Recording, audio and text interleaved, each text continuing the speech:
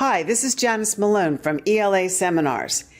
In this video, I'm going to show you how to host a book tasting event. First, I'll be sharing some photos of one that I set up in a classroom and one that I set up in a library. Then I'll give examples of things you can have students look for in fiction pieces and things you can have them look for in nonfiction pieces. And I'll end by taking you through one book tasting session from start to finish. To get started, all you need is a class set of menus, plates, and books. In the classroom, the place setting for each student includes one plate, one book, and one menu. I like to stand each menu up and turn off the lights so it looks a little like a restaurant when students enter the room. In the library, I set it up buffet style by putting menus on the plates and then piling a bunch of books in the middle of the table. One of the things I love about book tasting is that it can be used with fiction or nonfiction texts.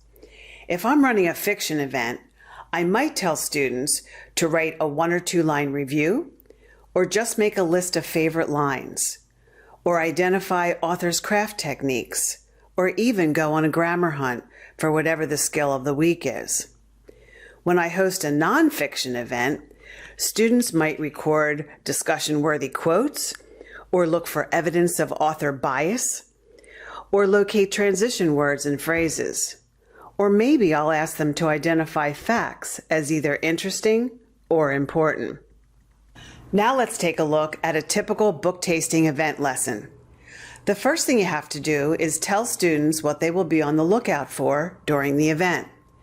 So you might say something like, today's book tasting task is to find 8 memorable lines. Here's how you'll do it. First, read a book for 5 minutes, and when time is called, write down your 2 favorite lines. Then either pass your book to the right or return your book to the pile and select another one. You will be sampling a total of 4 books today. When the session is over, you'll be sharing some of your selections with the class.